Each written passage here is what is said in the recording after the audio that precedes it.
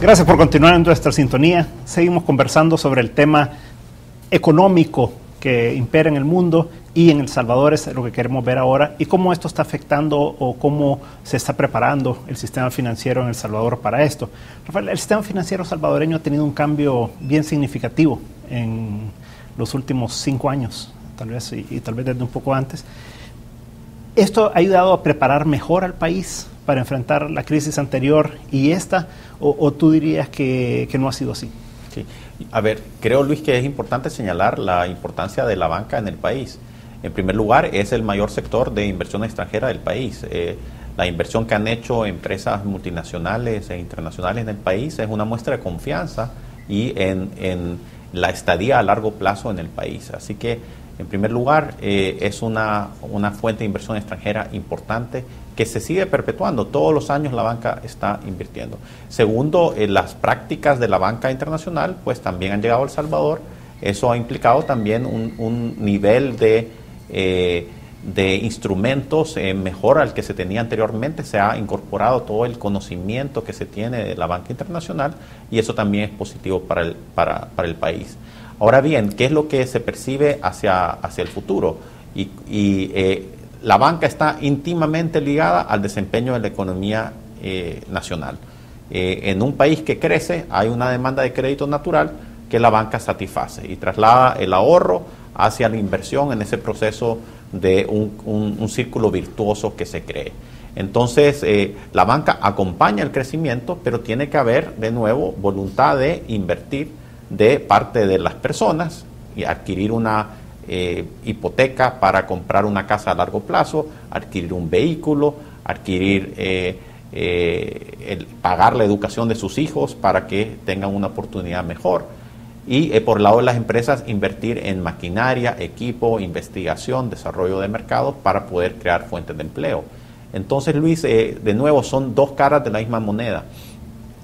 Estamos viendo un lento crecimiento del país y correspondientemente a eso, pues un lento crecimiento del crédito también. Esperamos que una vez se reanude y se incentive el clima de inversión, pues nosotros con mucho gusto acompañaríamos ese crecimiento de tanto la demanda de personas como la demanda de empresas. Ahora, ha habido una crítica en los años anteriores, tal vez hoy lo digo menos, de la caída que hubo en la cantidad de crédito en el país, de un poco más de 9,000 millones de dólares a más o menos 8,000 y poquito de millones de dólares. ¿Eso a qué se debió? O sea, ¿por qué esa reducción tan significativa? Sí, Luis, también hay que ver las dos caras de la moneda. En el 2008 teníamos precios del petróleo en niveles récord, precios de los commodities en niveles récords. Eso, la economía mundial creciendo a tasas muy fuertes, la economía salvadoreña también creciendo a una tasa muy, muy importante, y de repente tenemos una recesión en que el nivel de ventas se desploma, en que las empresas hacen ajustes importantes a su personal para enfrentar esa situación dramática de caída de ventas, donde los precios de los commodities también se desploman. Entonces, de nuevo, las empresas, como es natural, empiezan a desapalancarse. Las personas también, más cautelosas ante la situación que viene, empiezan a ser más conservadoras en el crédito y empieza un proceso de desapalancamiento. Desgraciadamente, ese proceso de desapalancamiento que viene de las decisiones de las empresas, viene de la situación internacional y viene de las decisiones de las personas, pues se traduce en que a veces eso agrava la situación de cualquier país que enfrenta esa situación. Pero, ¿cuál es la respuesta? ¿Cuál es lo que se necesita para salir de esa situación? De nuevo, confianza. Confianza para que las personas inviertan y las empresas también lo hagan. Carlos, ha visto ese desapalancamiento, ese endeudamiento de las empresas principalmente, ¿verdad? ¿Cómo se ha comportado a nivel de las personas y de las familias el endeudamiento en el país? Nosotros lo que observamos es, en términos del mercado hipotecario, un repago de lo que corresponde a las cuotas de la vivienda. Las aplicaciones de crédito que recibimos típicamente tienen que ver más con consolidación de deudas y muy poca inversión. Pienso que las familias, como bien decía Rafael, están siendo más cautelosas, están previendo más ser cuidadosas del gasto, poner el dinero en donde realmente genera más valor patrimonial. Nos da mucho gusto que cada día se acerquen más a la banca a pedir asesoría sobre temas puntuales, sobre adquisición de una casa o el uso de tarjetas de crédito, sobre educación financiera en general. Creo que eso es un valor muy importante que la banca ha aportado, como bien decía Rafael, esta parte de internacionalización de la banca ha venido a traer esa cultura de educación financiera y asesoría bancaria a todos nuestros clientes. Entonces, creo que las familias en conjunto han pensado o han repensado un poco más su gasto.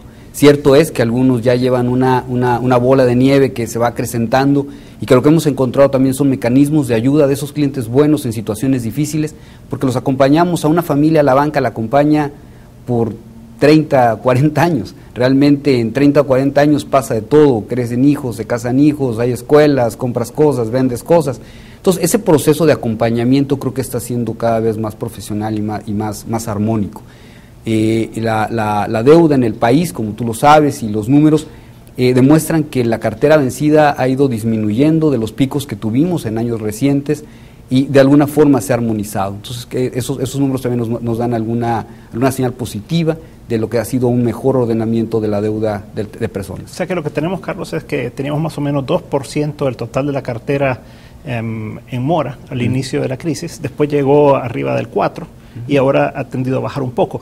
¿Tú cómo verías que puede afectar ahora una nueva crisis en el sentido de los ingresos de las personas y cómo eso pudiera afectar la mora? Creo que me regresaría nada más un poco al 2%, porque en el caso de nuestro país, El Salvador, había una facilidad antes del 2008 de poder convertir la deuda de banco en banco y probablemente la cartera vencida del 2% a lo mejor era un poquito más que el 2%. Cuando viene esta situación de liquidez mundial, que de alguna forma también, aunque no con tanta fuerza, pero nos afectó en El Salvador, las carteras vencidas tendieron un poco más a crecer hacia el 4, 4,5%, hasta el 5% en algún momento. El impacto de la cartera vencida es doble en el tema de una falta de inversión en el país. ¿Por qué? Porque en la medida que las empresas generan empleo, hacen estas adquisiciones, invierten en maquinaria y activan el entramado productivo, en esa medida requieren más personas, más microempresas, más pequeñas empresas que les provean de sus requerimientos de materia prima para producir. En ese sentido es que el empleo genera una mayor convivencia, y por ende un mejor uso del crédito, por ende el repago del crédito. Una disminución de la producción y un aumento en los costos de cualquier índole pueden traer algunos despidos de algunas empresas o la disminución en la contratación de personas. Eso afecta en la dinámica del pago de las personas, que yo considero que El Salvador, la realidad es que el salvadoreño es muy cumplido en sus compromisos, pero se enfrenta a esta situación de desempleo y desafortunadamente tiene que elegir en dónde poner sus recursos. Y por el otro lado, cuando la persona tiene ya una deuda existente y cambia de alguna forma su realidad personal, tiene que también entrar en unos programas de reestructura, o que la banca también ha sido bastante armónica con las familias en acompañarlas en resolver su situación de largo plazo. Tú como regulador sabes perfectamente cómo está el sistema financiero y cómo ha ido evolucionando todo. ¿Coincidís con lo que estamos hablando de lo que ha ocurrido en el sistema financiero y crees que se ha ido manejando bien o crees que debe haber algún tipo de acción adicional de la superintendencia? Pero ¿cuál es tu evaluación? En el tema específico del otorgamiento de créditos, ciertamente la cartera de créditos cayó a partir del 2008, vino en disminución, y yo diría que hoy en el primer semestre del 2011 empieza a dar signos de recuperación, en tanto que uno empieza a medir los créditos netos que se han dado en el semestre. Son, por ejemplo, en este semestre superior el crédito neto comparado con el del semestre del año anterior. Ya en esos términos ha empezado a crecer, de manera que la cartera como un todo probablemente no se vea ese cambio positivo, pero sí en el crédito neto.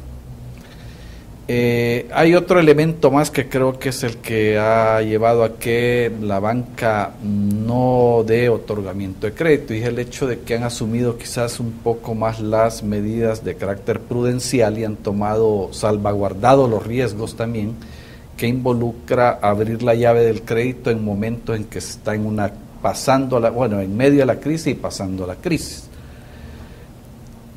Empieza el crédito a moverse, a crecer, ¿no?, en el país, pero todavía no llega a niveles de 2008.